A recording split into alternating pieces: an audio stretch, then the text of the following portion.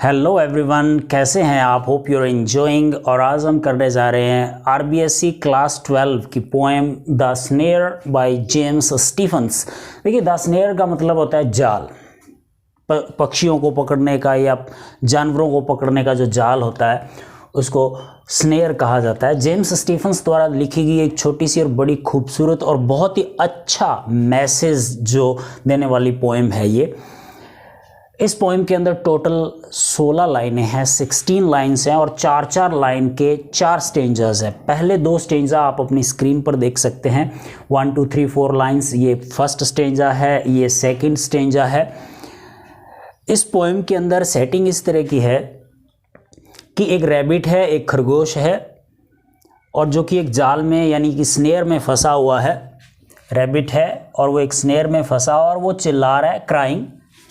और जो हमारा पोइट है जेम्स स्टीफंस जो है वो उस रैबिट की जो आवाज़ है चिल्लाने की उसको सुन पा रहे हैं और वो देख रहे हैं कि इस चीख की वजह से पूरा माहौल जो है वो डरावना हो गया, भयानक हो गया, खौफजदा हो गया है। और हमारे पोइट जेम्स स्टीफंस उस रैबिट को जगह जगह ढूंढ रहे हैं। आवाज़ तो वो सुन पा रहे हैं लेकिन वो रैबिट है कहाँ ये ढूंढ नहीं पाते हैं। जो फर्स्ट स्टेंजा है उसकी जो लास्ट लाइन है उसी को सेकंड स्टेंजा की फर्स्ट लाइन बनाया गया है।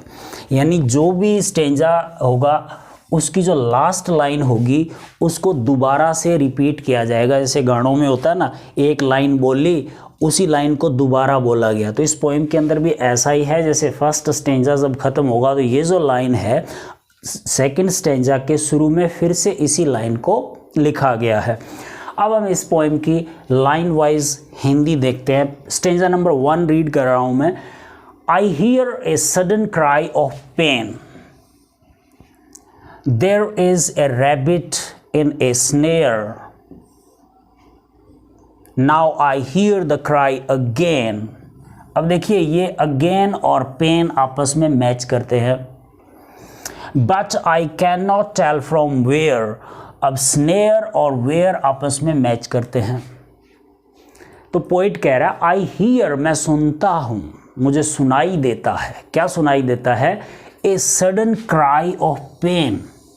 पेन का मतलब होता है दर्द, इसी से शब्द बनता है पेन किलर, दर्दनाशक दवाई। दर्द होने पर इस तरह की दवाई ली जाती है, painkiller. I hear a sudden cry of pain, मुझे दर्द की एक अचानक से चीख सुनाई देती है।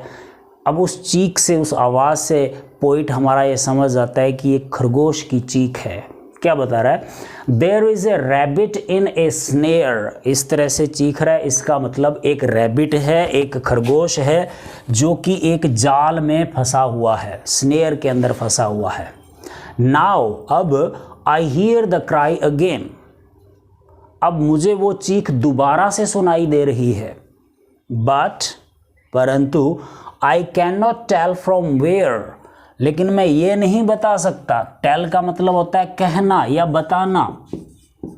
मैं क्या नहीं बता सकता कि ये जो चीख है वो कहाँ से आ रही है। वो मुझे दोबारा सुनाई दे रही है लेकिन मैं ये नहीं बता सकता कि वो कहाँ से आ रही है। सेकंड स्टेंजा को देखते हैं। But I cannot tell from where, उसी लाइन को रिपीट किया गया जैसा कि मैंने पहले बताया था। लास्ट लाइन को अगले स्टेंजा की फर्स्ट लाइन बनाएगा। He is calling out for aid. Aid का मतलब होता है हेल्प, मदद। एड आपने सुना होगा, फर्स्ट एड डॉक्टर जो देते हैं, फर्स्ट एड बॉक्स भी होता है। तो एड का मतलब हो गया help. He is calling out for aid, crying on the frightened air, making everything afraid. देखो, aid और afraid ये आपस में मैच करते हैं। afraid का मतलब होता है भयभीत, डरा हुआ, खौफजदा। और frightened का मतलब भी यही होता है। तो frightened और afraid दोनों शब्दों का मतलब एक ही है, डरा हुआ, खौफजदा। कह रहा है बट परंतु I cannot tell from where, परंतु मैं ये नहीं बता सकता कि आवाज़ कहाँ से आ रही है। He is calling out for aid, call out का मतलब होता है पुकारना, वो मदद के लिए पुकार रहा है। वो जो रैबिट है, खरगोश जो फंसा हुआ है स्नेयर के अंदर, वो मदद के लिए पुकार रहा है। Crying on the frightened air, देखिए एयर का मतलब हो गया हवा, फ्राइटेंड एयर का मतलब हो गया भयभीत हवा। तो वो इतना चिल्ला रहा है, इतना क्राई कर रहा है कि उसकी वजह से पूरी हवा यानी कि पूरा वातावरण भयभीत हो गया है, खौफजदा सा वातावरण, डरावना सा वातावरण हो गया है।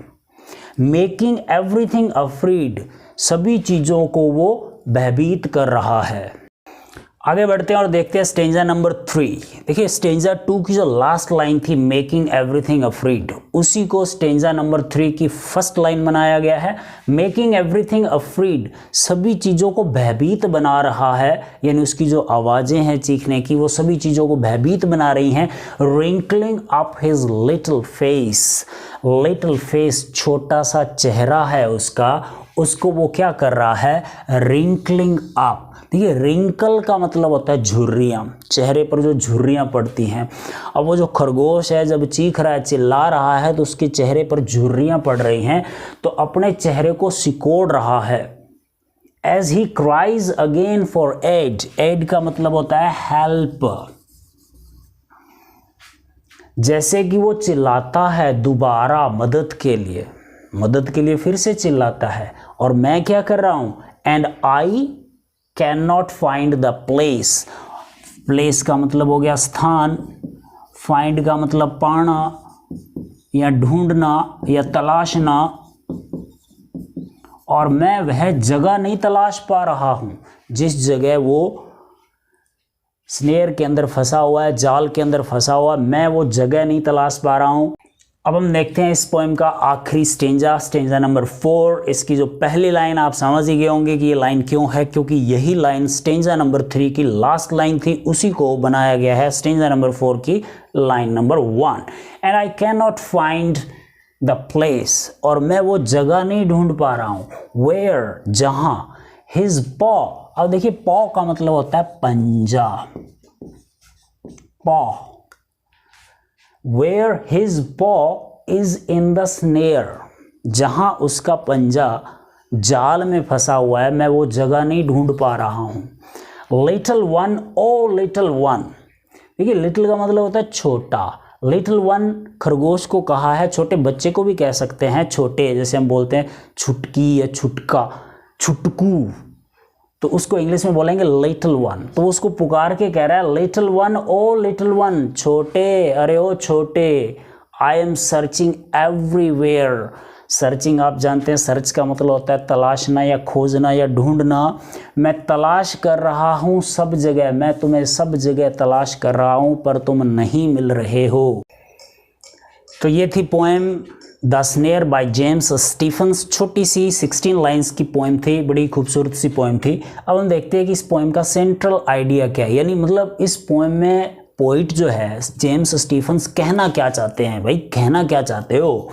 तो सेंट्रल आइडिया जो मुख्य इसका विषय है, विचार है, वो है फ्रीडम ऑफ एनिमल्स। देखिए जानवरों की स्वतंत्रता, हम इंसानों की स्वतंत्रता की बात करते हैं, ठीक है अच्छी बात है, लेकिन जानवरों की स्वतंत्रता की भी हमें बात करनी चाहिए। तो जेम्स स्टीफन्स इस पोएम के अंदर फ्रीडम ऑफ एनिमल्स की बात कर रहे हैं, जानवरों की स्वतंत्रता की बात कर रहे हैं। अब आपके लिए क्वेश्चन है जिसका जवाब आपको कमेंट में बताना है कि 12th क्लास के अंदर ही एक और पोएम है जिसके अंदर भी जानवरों की स्वतंत्रता की बात की गई है। आपको उस पोएम का नेम कमेंट करके बताना है। तो इस वीडियो में इतना ही। Hope you enjoyed it. Thank you, good bye, शब बखैर।